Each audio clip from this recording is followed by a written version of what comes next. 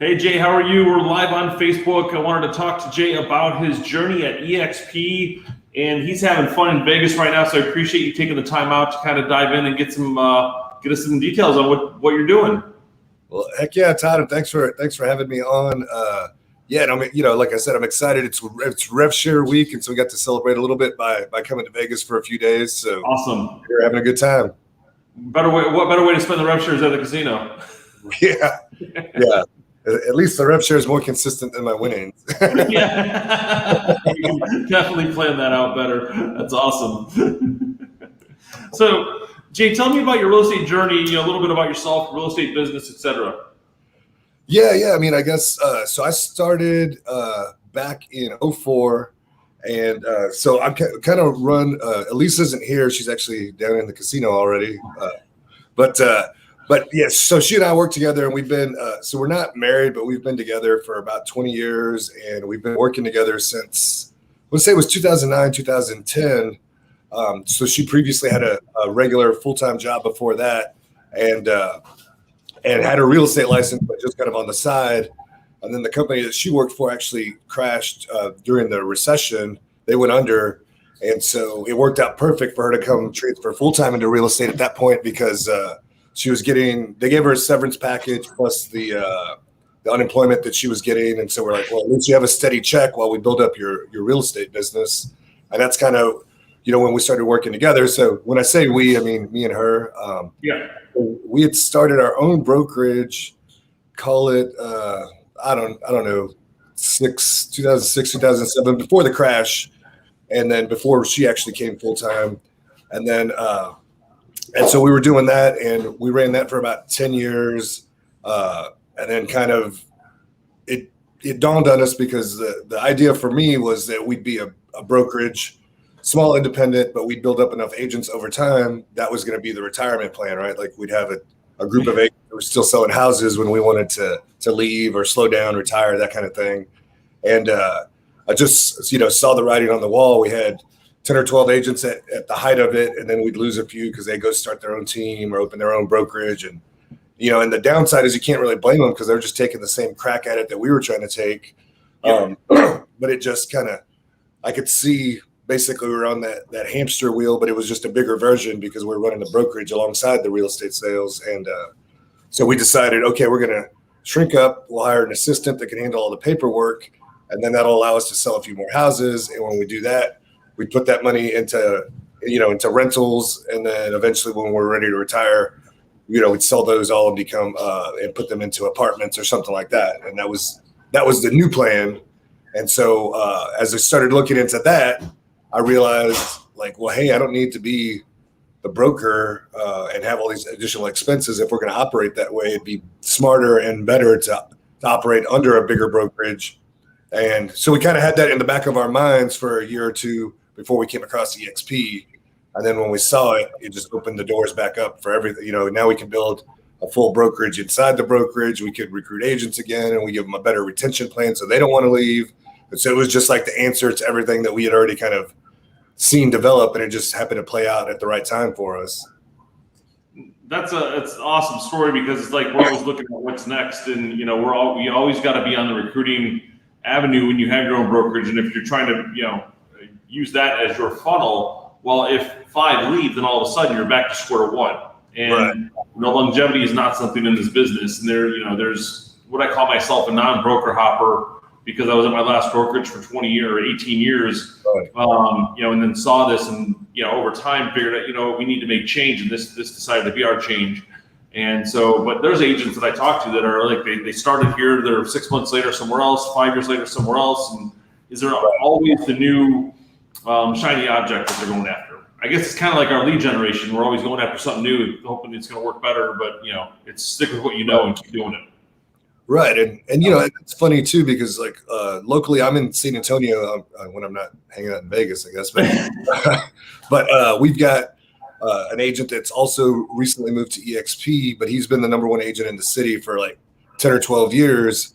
And to hear him tell it, he's like, I've just been here longer and I've been doing the same things, right? Like he doesn't do anything amazing on lead gen. He's got like a list of 250 people that he keeps in touch with, and that brings him, 500, 600 deals a year.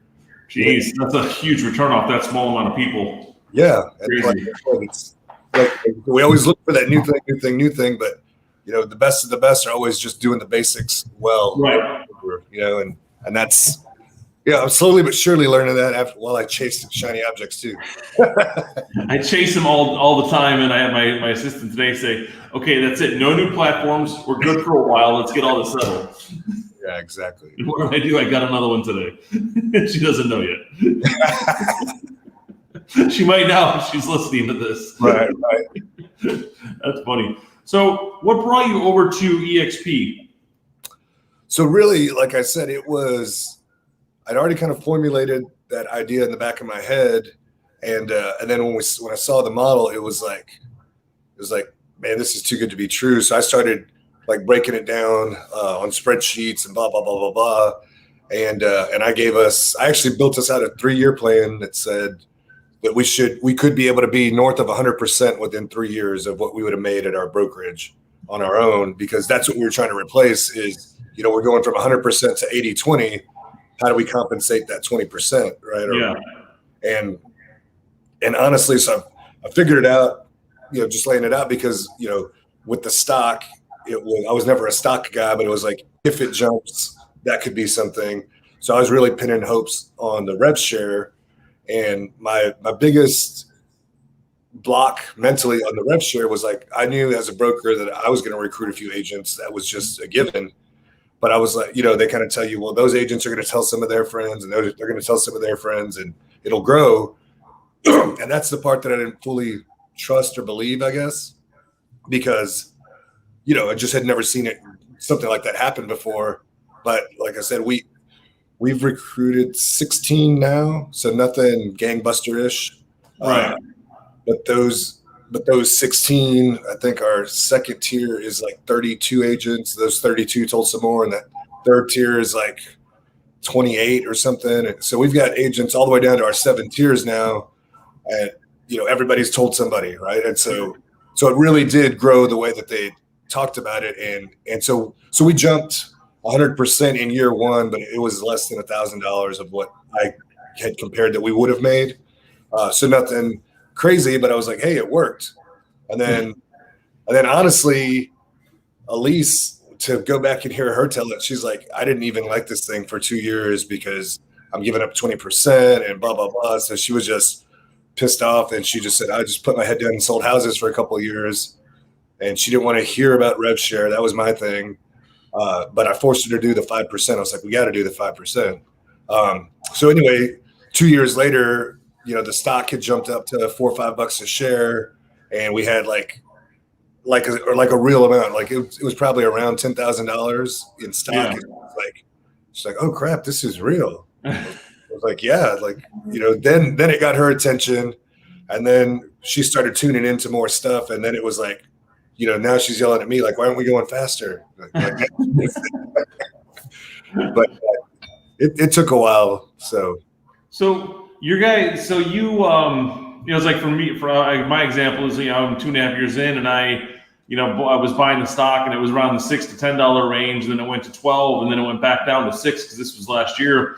Right. And I had a lot of it. And then I was like, shoot, I need to sell, because I don't know what the market's going to do next year or this year, which was 2020, and selling everything I had at $15.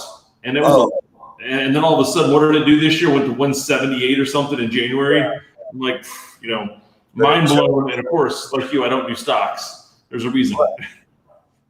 Yeah, pay attention to stock now, but just because of this. Yes. But yes. Yeah, we had a similar story, but like we were like, okay, if it gets to $50 a share, we got to take some out just because, and then of course we took out a chunk big enough. We wanted to buy a house, right? We're reverting to real estate. But we want to be able to pay cash for the house, and ultimately what we're going to do is owner finance it. But so we can make some of that money back every month. And so that was our plan. But I mean, honestly, the stock afforded us. I mean, we took out a big enough chunk to buy a house. Average home price in San Antonio is like $250,000. We bought a little bit less than that, but we took out a chunk of stock to buy that cash. And we still have thousands of shares worth 6 figures. Yeah. And that's sitting there. And that was like, we took that money out just because we panicked because it went up so much. We were like, can this, like, we got to do something, right? Like, and so, yeah, but not knowing again that it was going to go to like 170 and then split or whatever, Yeah. Well, that's, we're all in again. I mean, that's my main stock that obviously we're buying because I'm using the 5% discount and, loving that part of it. There, are you guys are both still in production? Yeah, we kind of break it out a little bit where she mostly, like, most of what we do is repeat and referral. So I think last year we did 25 deals off for repeat and referral. She handles all that stuff for the most part. Like, I get onesie twosies because I used to be in the Air Force and I still have friends that, they don't just call me and I'll work with them or whatever. Right. But by now, we've been together so long, most of the people that I know, she knows already. So she'll work with them. And then my job is kind of the business end of it and to find us new business and, like to learn the KV core side of things, or, we set up a mail campaign to help with our repeat referral stuff, but we also used it to expand into like farming areas and stuff like that. So all that kind of is on me to take care of, bring the leads in, and then, then she runs with them once we get them in. But we still swap back and forth just because of, the nature of the beast. But yeah, but that's the best kind of breakdown that we have as far as like roles, I guess. No, it's and that's tough when you go to business partners too. Is like who does what, and there's usually the when it's a couple scenarios. Usually there's one who's great at admin, the other one who's great at business development or sales, and so you found your roles there, and you always got to be adding new things into it because there's years that you'll do 50, 60 deals off your sphere, and then they don't move for 2 years. Right. And all of a sudden you're getting these calls again. It's like, holy cow. Right. So when you do those 2 years, so that's why I say I love the repeat and referral because it's where my business is. But I've always had money going into Facebook and other places and trying to find ways to stay top of mind with them. Right. Yeah. Right. And we do a lot of farming in our market, so that's same thing, postcards, and it's just a constant putting your face in the mailbox or in their email. Right. Yeah, and we're joking like today. I'm like, okay, well, I'll be up here doing the call, and you'll be down there gambling. That's our today. And you pass in the halls. Yeah. So when you guys had your brokerage, were you just trying to handle your business off before to your agents in the brokerage, or what was your goals there? No, I mean, we wanted to help them develop business as well. So we did have some lead gen tools and stuff like that for them, because I feel like for the new agent, that's what you need is that bridge. But eventually you can get to, where you can rely on repeat and referral, and then, sprinkle in whatever else you want to do. But so our goal is to try to help agents get to about, 2 deals a month, which is, gets them close to that 6-figure mark. If it doesn't cross it, and then that's where, then start experimenting and do, jump into different kind of stuff. So anyway, yeah, we had, what was the thing, like Boomtown kind of stuff that we did. Yeah. We taught our repeat referral system to them, getting your letter out, your initial business letter that, hey, I'm in business now, out to your sphere. Creating the sphere was always the toughest part because people were, didn't want to sit down and build a list of names and that kind of thing. And so yeah, for our agents, that was the part where we wanted to offer tools and I'm sure every other brokerage just thought that, especially the small independents, is like, we're going to be so awesome and they're going to be loyal and they're going to want to stick around. But, eventually, and the best I could do was 70-30. Like, we'd inch a few people up towards 80-20, but then I'm starting to lose money. Right. And realistically, when I look back at it, a lot of our production was supporting the brokerage. It wasn't the other way around, which is the way we wanted it to be, right? Where the brokerage was supporting us. And so yeah, it just got to the point where eventually an agent would want more money or something that we couldn't offer them financially. Like, we can't buy you this tool because we can't afford it on the amount of production we're getting and stuff. And so anyway, that's kind of where it, like I said, that second or third version of, building up 10 or 12 and then seeing a few leave. That's when it was like, okay, we gotta do something different. And like I said, I crunched the numbers and I came up with a number of about 80 plus agents that we would need to provide, because I was just trying to find like $10,000 a month is what I want the brokerage to make for us, and that would have made me happy. But like I said, I calculated it out, and I was going to need 80 plus agents, and to operate an office of that size, I was calculating that I'm going to be spending like 40 or 50 grand a month. And then, then I'm going, okay, am I going to spend 40 to make 10? And then what if the market like it did in '08, or what if it freezes up like it did during COVID for a few months, right? Like then I'm still on the hook for that 40 every month, no matter what. And so that's when I don't like, we can't go that big because I can't stomach the. No, exactly. And that's the tough part about being being a broker owner. You are on the leash. You are on the hook for those lead gen systems that want the 12-month contracts, that want all this stuff. And, it's like, sorry, it's not working. I got to cut out. And, it does take a lot of agents to create that base level of income. And they don't realize that it takes you 6 months to try the product before it actually starts creating a return. Right. One of the marketing tools we use is YLocal, and I had an agent reach out to me earlier. He uses the same system. He's been in for about 3.5 months with it. He goes, I'm about 10 grand in. I haven't seen a return yet. And I'm like, we're 2 years in, and it is finally like we're clicking a lot of business from it.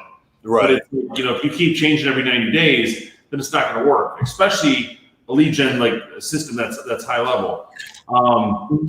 The beauty of the KV Core system we have is a great product because everybody can use it, and it's our program. And if you don't want Google marketing, you don't have to use that portion of it. If you want Facebook, you can use that portion, and we can provide much more tools to our teams or our downline or organization to things that we couldn't afford as an individual broker. Right. Oh yeah, for sure. I mean, the KV Core was a game changer all on its own. Yeah. And then like locally in San Antonio, we have, there's a title company that they bring in a guy from eXp that's kind of a KV Core guru. Yeah. And he teaches the basics of setting it up and starting to generate leads from it. So once a month, it's a 2-day training, and all the agents that want to go, it maxes out at some point. Nice. But, but there's stuff like that we just couldn't get anywhere else either, right? Where you have people that are wanting to help your agents with this tool, right? This free tool, and it just nothing but improve the business for them. It strengthens the culture because now everybody's trying to help each other instead of, get all the leads for themselves or whatever. It's totally crazy, and that's just one small asset, like you were saying, just from the KV Core side of things, Well, I laugh because you're talking about you have a local guy coming to teach the local agents about lead generation. And they're all coming to listen, and he's willing to share it. And you don't find that at most of the brokerages. That most of the time we have to bring in someone from outside to teach about lead generation because he's not competing against himself. And there's enough business out there we can all find something. Mm-hmm. And then it's always that the guy, the traveling coach that you would bring in. They get paid somewhere, so there's normally a system or something at the backside of it that they're selling or whatever. Then your agents don't want to show up to the meetings because they don't want to be sold something. And, and that's just a hassle all on its own. Like you said, not to mention here there's so many people like willing to give and share everything they've got, and it's day in, day out. It's not once a month. It's every day. There's somebody that's offering something. Well, I just love our, some of our groups that we're in because there's so much value given back, and people are saying this is what we're doing, and we're talking right now about ideas that can work, and we're willing to jump on calls later and sit there and say, you want some advice on KV Core? I just tried this, so give it a shot over your market because it's really crushing it here. Right. Let's figure out another avenue or something. Exactly. So, you've dove into a lot of stuff here. It's like, how did the move for eXp solve your problems? Well, it gave us the tools we needed. The training and the coaching, you've got local people that are willing to help each other. There's a lot of just things that are everyone giving back. Yeah. I mean, the training, coaching, support, all of that is awesome, especially from, like you're aware, from a brokerage level, right? It was kind of everything stopped with us at some point as far as like the training that we could offer was only what we knew. Otherwise we'd have to go out and get somebody else. Yep. Right. But here, like, there's somebody who's done it bigger, better, more every time you look up, right? There's a guy like the guy in San Antonio that sells 600 houses a year. Well, he's sharing his stuff with us now. Well, he goes to a guy that sells 1,400 houses a year out of Houston, right? And that guy is sharing everything. And then there's, guys that have owned regions of the country for other brokerages. There's guys that have, brought over huge independent brokerages. guys that are teaching you how to operate a team. There's guys that are teaching you how to, just generate leads on a daily basis for a solo agent. I mean, so we don't have to be the end all be all anymore, because there's always somebody who's done it bigger and better, and we just go tap into them now. Yep. It's such an awesome resource. Exactly. And the group that we're aligned with here in Orlando, they're all like, as I run a team here in the market, so I'm teaching them how to, do team setup and what, the right things to look for. Normally you got to go pay somebody $2,000 a month to get that kind of, level of coaching. And it's like, fine, I can take the money that I'm going to spend on coaching and go put it back into my business, or put it back in the bank, or something along that line, because we're getting such value from the people that we're talking to. Right. Exactly. Yeah. And you couldn't have done that before. You have to get some way to compensate for your time. But now, it's either we're helping somebody and they're going to generate, more company dollars, so the stock does well, or they might even be directly involved with us in a rev share way somewhere down the road. But like you and I, there's no benefit one way or the other than we're helping each other out, right? And that's what makes it so much fun. You have other people you can rely on and learn from. Yep, exactly. People to work from. So where do you see yourself in in the next 5 to 10 years with the business? You guys still think you'll be in production, running a pretty good sized team, or working your coaching your downline? Yeah, we'll definitely be working, coaching more, we hope. And, honestly, I'm looking to get the rev share up into the 6-figure a month range. And so we're going to do, so we'll be working on that, working with the downline. And I think, at least the way we feel about it now, Elise and I are both like, we're going to help our friends and family until we die. Probably, we'll keep our licenses and, maybe bring some of our family on board and then let them start, kind of taking over the business or whatever. But we still want to be around to help everybody, buy and sell their houses. Yeah. From at least from a friends and family level. So, so we figure it's kind of that mafia routine, right? Like the more you want to get out, they keep dragging you back. So we're going to stay in it for a while, right? That's awesome. What does your organization look like right now? You're 7 levels deep, but how many people do you have in it? So we've only got maybe 2 on the 7th tier, but we've got about 115 or 16 total. Okay. And that's, like I said, that's about, I think it's in 15 different states at this point. I know we just brought on an agent down in Miami recently. So I think she's a 3rd level. So anyway, so we're, like I said, about 116-ish, 15 different states. We haven't quite crossed the 15 FLQAs, but we're right at that cusp. I think we've got 13 or 14 FLQAs. So you're losing money right now. It's like you got to get hustling. So I'm at my 3rd level with 65 people. Oh, nice. And it's funny that you're at 115, 7 levels deep. So you guys have gone really deep just versus wide. Right. And, but we're the same thing. You've got 13 FLQA, but I've got 25 or 30 on the front, but there's half of them aren't producing enough to make the difference. And it's like, how do we help them? So I'm working on a lot of systems right now to help them get productive, so we can get them obviously to open up the 4th, 5th, 6th level. And right now it's not hurting me because I don't have the 4th, 5th, 6th, and 7th level, but we want them selling real estate because we want them to stay in the company. We want them to be successful. Right. You don't need, obviously the agents aren't, you don't want agents on there that are just need a place to hang a license, Right. And so that's what we want to make sure. Are you going to work? And so what can we do to help you out? And some people, it's just, it's a matter of time, or it's just a matter of getting out right lead generation to click for them or something like that. Right. Because we've got a couple agents that are working full time outside of real estate, and they're trying to do this on the side, and they want to take over, and so obviously we want to help them out as well. But then you've got, we just like anybody else, we've got a couple of agents that, that they don't do anything, or they don't want to do anything. They're just kind of hanging on, figuring things like where they want to go next, kind of thing. And we're like, that's, like you said, at the end of the day, I don't think anybody's ever going to bat 100% in real estate, right? So you just got to kind of account for that and build it further than that. Yeah, let's just keep building wider as you can, and then that'll help with going deeper.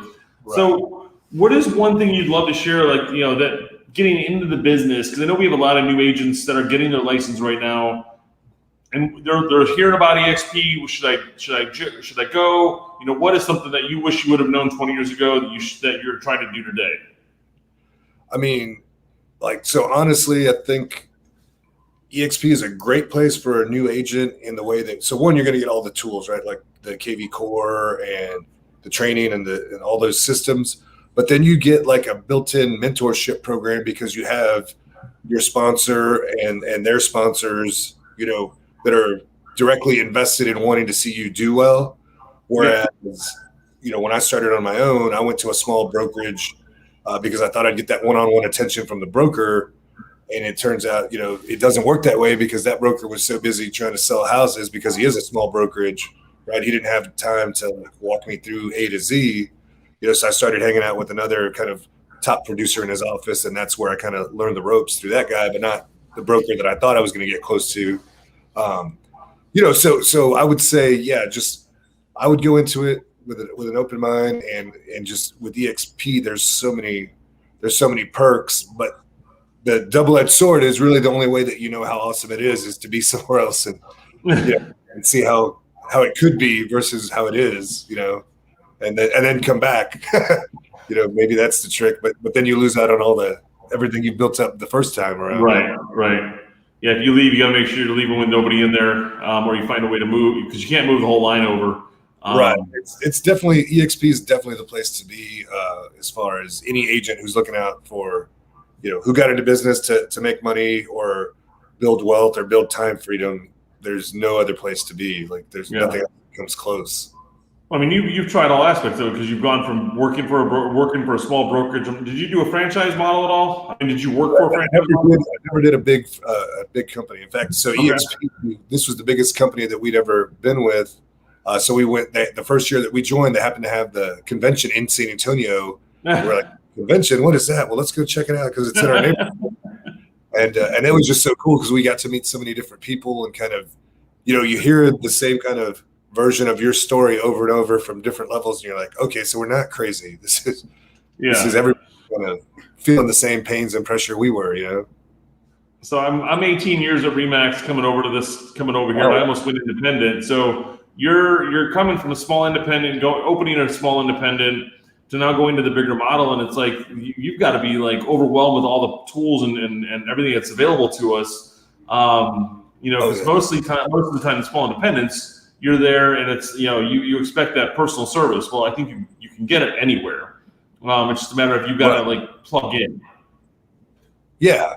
And that would be a big thing. Cause again, we joined eXp and immediately we're like, okay, we've got this awesome, way to do business now. And then immediately went back to our old ways, and it took me a good 6 or 8 months. Pat Hayes was basically our sponsor. And then I turned around and went back to him and I was like, what's been going on? He's like, oh, we're killing it. We've got 80 agents and this, that, and the other. I'm like, what the hell? I'm like, and so he's like, yeah, plug in and come. And so I went and started going, we started doing the lunch and learn and hanging out with those people and listening to that. And then, like I said, it took another year that I was kind of doing that off and on. And then when Elise kind of got the bug, then we started going every Friday to the standing lunch and learn. And now I'd say we probably haven't missed a lunch and learn more than 2 of them a year since call it 2018 maybe. Yeah. Well, we're looking forward to getting those rolling again. We just started hosting our first event last month, or actually this month, sorry. We had our first speaker come in, and we're now starting to get a momentum of 1 a month, just different locations around Orlando. But it's just get that going and get the people excited to kind of get back out in the open again. Right. That'd be perfect. Yeah. Well, Jacob, I appreciate you jumping on today. Is there one thing you want to tell us that we haven't talked about? What I would say is the coolest thing about this whole setup with eXp is something that I was totally not expecting, but just the friendship, the camaraderie, it's been way awesome. And I know it's the virtual company, and I never thought it would be something like that. But I've played a lot of sports growing up, and I've played a bunch of rugby, and rugby is one of those the sport where the culture kind of blends in, right? Mm-hmm. So everybody's family and their kids and blah blah blah, and we all of a sudden one day after lunch after one of the Friday lunches, Elise looks around and goes, this is kind of like the rugby crowd where we don't want to leave it. We know everybody. We like hanging out, even on days when we're not working. And that's when it kind of dawned on me that it was like such a great culture. Like everybody, the people that we hang out with and stuff like that. So that was something that I was totally not expecting to get from a business interaction. I was like, but it's become one of my favorite parts about it. No, that's awesome, and it is a blended family here. I mean, there's the culture, creates. I think a majority of my upline is Hispanic, sort of like La Familia, Right. and they've got me involved in everything I can. But it's great because they want to be a part of something, and it's more community than we had before. Call it that. Yeah. I'm coming out of baseball with my kids. Same thing where everyone knows each other. They're all hanging out at the parties afterwards. Doing events and stuff, and so that's the same thing here. Very similar to your rugby story there. Yeah, exactly. That's funny. Well, cool, man. I appreciate it. I'm gonna let you get take some of that rev share, get down to Vegas or get down to the casinos and see if we can double that for you. All right, Todd. That sounds good. Appreciate it. I appreciate it. Talk to you soon. Appreciate it. See y'all.